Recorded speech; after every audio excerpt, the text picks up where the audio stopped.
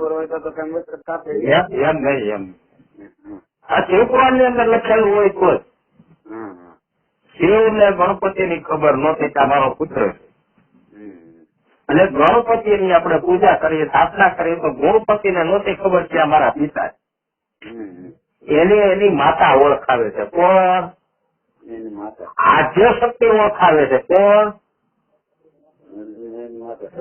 આ શક્તિ ઓળખાવે છે કે આ તારા પિતા છે અને શિવને એમ કે છે કે આ તમારો પુત્ર છે હે અને શિવ માન્ય રાખે છે અને પછી એને મસ્તક આપે પાછું અને હરજીવન કરે પછી એમ કે પ્રથમ પૂજા તમારે કોને ગણપતિ હા તો આ આદિ અનાદિ છે આવ્યું આવે બરોબર અને એની વેદ સાક્ષી પૂરે પણ એનો અનુભવ આપણને ખરો થાય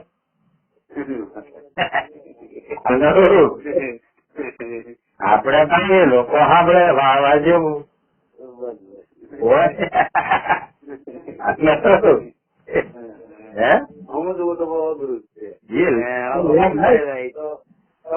આપડે લોકર થઈ જાય સમજાય રહી તો પછી કઈ રહેતું નથી એમ નહીં તો એવું નતા ઓળખતા તો આપડે કઈ વાત ના બોલા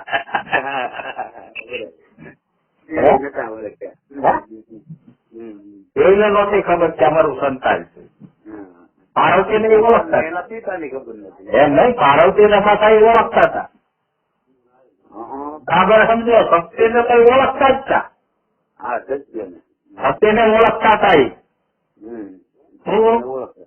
સત્ય ને એ ઓળખતા હતા ગણપતિ ને એની માતા એટલે પાર્વતી ને એ ઓળખતા હતા એમાંથી ઉત્પન્ન ગણપતિ છે એને નહોતા ઓળખતા બહુ કઈ તમે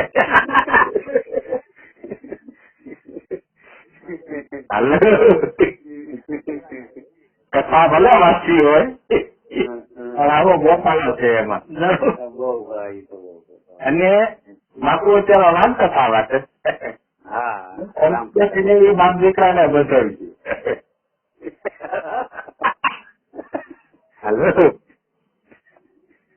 એમાં એ રામ પોતે નતા ઓળખતા અને લવકુશ રામ નતા ઓળખતા ન્યા ઓળખાણ શાંતિ આપે છે કોણ આપે છે અને હનુમાનજી મહારાજ ને એકને જ ખબર હતી લવકુશ ને એક જ ઓળખતા હતા એટલે એ બંધે થઈ ગયા તરત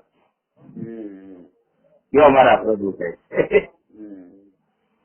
બોલો બોલો લવકુશ માં એ તો લવ નો એક પેલો જન્મ તો લવ નો કે સહેલો એક જ જન્મ જોતો પછી જે ઋષિ હું તમને કહું છું એક માંથી અનેક બેઠા થયા હું એકમાંથી અનેક બેઠા થયા ને અનેક એકમાં હમારા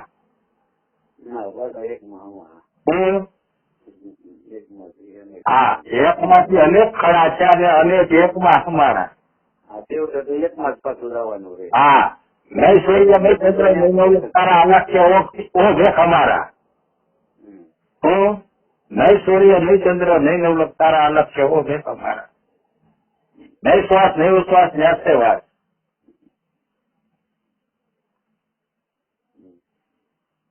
અને શાસ્ત્ર એની સાક્ષી પૂરે છે મહાભારત ની અંદર કુરુક્ષેત્રના મેદાનમાં મધ્યંતરમાં રથ લાવી અને કૃષ્ણ પરમાત્મા એ જ કહે છે કે મારી સિવાય કઈ નથી વર્તમાન સ્થિતિને રોકે છે હું આ વર્તમાન સ્થિતિને રોકી અને વિરાટ રૂપ ધારણ કરે છે શું કરે છે વિરાટ રૂપ ધારણ કરી અને અર્જુન ને એમ કહે છે કે હે અર્જુન યદા યદા યુગે યુગે હર યુગમાં હું અને તું હારો હાર થઈ હું વારંવાર આવી આનું જ્ઞાન મને છે તને નથી એટલે દેહ ને જ્ઞાન થાય નહીં એને ઓને જ્ઞાન કોઈ દી મટે નહીં એટલે યોગેશ્વર છે હું હા એમાંથી માયા ખડી થાય ને માયા એમાં લઈ પામ એ સર્વ પ્રકારનો પામ અને દિવ્ય શખ્સો હતા એવું મહાભારત ની અંદર લખેલું છે હું સંજયને આપ્યા હતા. સંજયને નહીં, આને આપ્યા અર્જુનને, એના વિરાટ રૂપના દર્શન માટે. હા હા હા એ તો અર્જુને એક જ દર્શન કર્યા હતા ને. આ પણ વિરાટ રૂપના દર્શન કરવા માટે દિવ્ય ચક્ષુ આપ્યા એવું લખેલું છે. હા અને અર્જુન અનેક રૂપે કૃષ્ણને નિહાળ્યો તો અનેક રૂપે. આપડે કોઈ દી નિહાળ્યો અનેક રૂપે? હે? એને દિવ્ય ચક્ષુ આપ્યા. એ તમને આપ્યા છે, બહુ કરી તમે. તો તમને દિવ્ય ચક્ષુ આપ્યા છે, પણ તમને સ્ત્રી ગુણી માયા દેખાય. એમાં ધનુભાઈ દેખાય, શું દેખાય? ધનુભાઈ દેખાય છે, સેવકો દેખાય છે, શિષ્ય દેખાય છે. એટલે તકલીફ છે. હું પણ ઓલો તો અનેક રૂપે એને એ પરમાત્માને નિહાળી રહ્યો હતો. કોને? હા, જે અલગ અવિનાશી છે, જેનું કોઈ રૂપ નથી, એને નિહાળી રહ્યો હતો. એ આકારનો અનુભવ નતો કરતો, એ નિરાકારનો અનુભવ કરતો હતો. આપણને શેનો અનુભવ છે? આકારનો.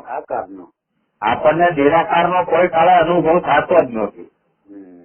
સમજાણું?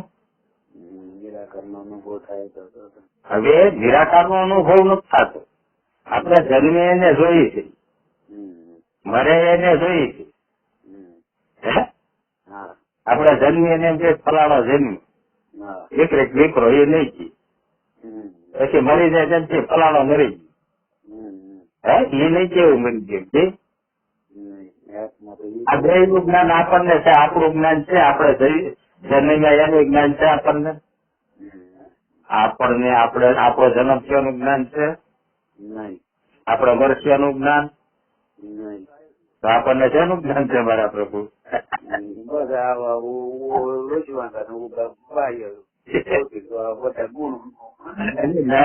આપણે લખેલું વાંચીએ છીએ, એનું જ લખેલું વાંચીએ છીએ. એ પરમાત્માએ આ વ્યવસાય જ મૂકી છે. હું આ જવાબદારી કોની છે? પરમાત્માની. આ સંચાલન પોતે ખુદ ચલાવી રહ્યો છે, એમાં તમે કોઈ કાંઈ ન કરી શકીએ. ક્યાં મારા પ્રભુ છે?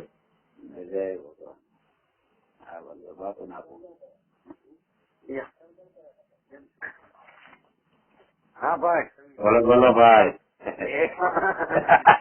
એટલે એ ભાઈ આવ્યા ને અહીંયા, હા, એટલે બધા આનંદી છે. પોતે મહાદેવ પ્રસાદજી ને ધાર્મિક બહુ પ્રવૃત્તિ કરે છે. મારી ટેવ રહી ને એટલે ક્યાં ઉભા છે થઈ ગયું. બરાબર? એટલે ત્યારે ભજન ની મીટિંગ બોલ્યા. સુરતાન ખબર ના સદગુરુજી ના દેશમાં એવા મરજીવા છે વિવાને માણ છે. જેને લક્ષ્મી મળ્યો હોય લડાસ. બરોબર? એટલે કંઈક ના રૂપા થાય. બરોબર. એટલે આનંદ છે, બહુ આનંદી આત્મા છે. એમાં જ મજા છે, આનંદ કરવામાં જ. મેં એને કીધું, મેં કીધું ભાઈ એ કઈ ઇતિહાસો છે એ હાથે છે બધા મહાપુરુષો, પણ એમાં કઈ કહેવા માંગે છે. મેં કીધું મહાપુરુષો કઈ સમજવા માંગે છે. એમાં કહેવા નથી માંગતા. આપણે મહાપુરુષ કહીએ છીએ ને, આપણે હલવાડા છીએ.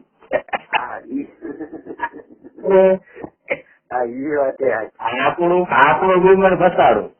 આપણે હલવાના છીએ. હા, આપણે મહાપુરુષ નું નામ ઉકાર લેવું પડે. હા, એ વાત સાચી. હે?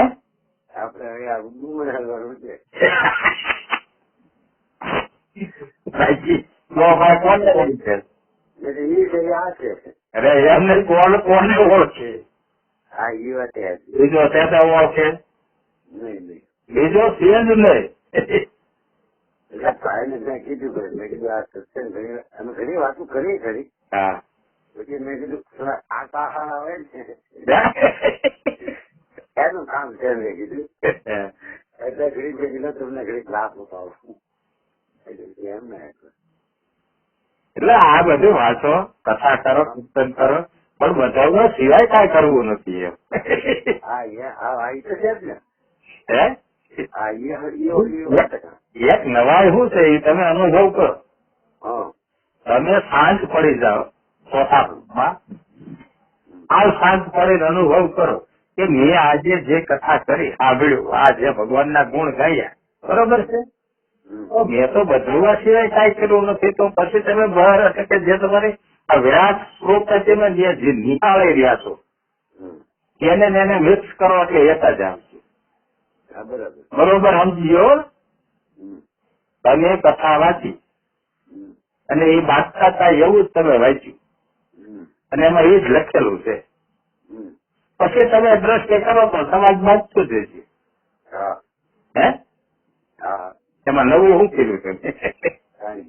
બીજું તમે વાંચ્યો તો હરી કરશે અને એ તમને પછી લાગશે, તમને હાર પહેરાવશે, તમે ભગવાનના ગુણ ગાવશો, તમે ભગવાન છો, આવું બધું તમને અનુભવ થાય કે નથી થતો? થાય. તમને પ્રભુ માનતા છે, તમે પરમાત્માને પામી જશો એમ માનતા છે. આથી તો ખબર આપણને તમે આમ જોવો તો બહાટે બોલાવતા એટલે ન્યાય છે નીકળે એટલે આપણે એ જ કરવાનું. હે અનહદ નાદ આને સીધા હા સંતો જાવું છે નિર્વાણ, જાવું છે નિર્વાણ, જાવું છે નિર્વાણ.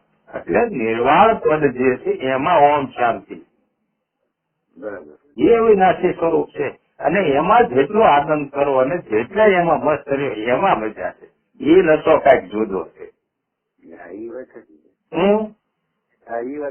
વરણાવામાં નશો નથી, વિસ્તાર થયો. શું થયું? વિસ્તાર થયો એટલે પ્રસારો અને વિસ્તાર કેન્સલ કર્યો એટલે મૂળ પરમાત્માનું જે અખંડ રૂપ છે એમાં ઇલય પામી ગયો, મટી ગયો. મહંત નથી, કથાકાર નથી, શિષ્ય નથી, ગુરુ નથી, કઈ છે જ નહીં. એનું કોઈ રિએક્શન વાળા જે છે એ કેન્દ્ર એવું આવે છે. હા હા બોલો. એમાં 10 દિવસ સુધી મૌનમાં બેહવાનું. બરોબર. કાંઈ પણ બોલવાનું જ નહીં. કોઈને વાત નહીં કરવાની, કોઈને ચીજ નહીં કરવાની, બસ 9 દિવસ મૌન બેઠવાનું. 10 દિવસ એટલે કોઈ જાય પાછા મૌનમાં, હવે જાગે મૌનમાં અને 5-6 કલાક ટાઈમ બેહવાનું. 5-6 કલાક ઇન્ટરવલ પડે એથી પણ જવાનું, પાછું બેસી જવાનું. એમ 8-9 કલાક બેહાડા છે. એ લોકોનું એવું કેવું છે કે અમને ઓમ શાંતિ થઈ ગઈ છે, કઈ વિચારો નથી આવતા. બરોબર છે. હવે એટલું જ આપણે એને પ્રશ્ન કરવાનો કે ભાઈ ખરેખર આ શરીર છૂટે છે? હે? હા બરાબર. આમાં મૃત્યુ કોનું છે? એનો શું મળે? હા એ હકીકત. એ 8 કલાક ભરતા હોય, 2 કલાક ભરતા. હા બરાબર. તો તમે ધ્યાનમાં બેહો અને તમે ધ્યાન કરો છો તો કોનું કરો તો એટલો જ અનુભવ કરો. તમારો જે લક્ષ્ય છે એનું જ તમે ધ્યાન કરતા હો. મટી જવા માટેનું ધ્યાન જ ન હોય. હવે મટે હું દે શું મટે? હા અવિનાશી કોઈ દી મટે નહીં. સરસ મટી જાય જો એ સાબિત હોય તો વાર્તા પૂરી. એ વસ્તુ શક્ય નથી. એટલે કેવું પડે કે ભાઈ મૃત્યુ તો ફાઇનલ છે. હે? હા એમ કેવું પડે. હા અને મૃત્યુ નથી તો જાપ કના કરવા.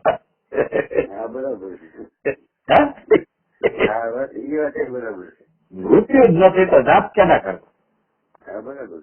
અવિનાશી કેના જાપ કરે? હાલો મને કોઈ નહીં. અવિનાશી માંથી બધાનું પ્રાગટ્ય થાય અને બધા એમાં હમાઈ જાય. પણ જેનું પ્રાગટ્ય થાય એને હમાવવું પડે. જેનું પ્રાગટ્ય જ નથી એને હમાવાનું ન હોય. એમ ધ્યાન ન કરવાનું. કે મારા પ્રભુ પ્રભુ બરોબર. જય શ્રી કૃષ્ણ કરવા એમાં એ ભાઈ બેઠા છે આમાં જ થઈ કઈ વાંધો નહીં. ગઈ આવ્યા છે ખાસ. હા તમે બી સત્સંગ કરો. એ હા જય શ્રી કૃષ્ણ.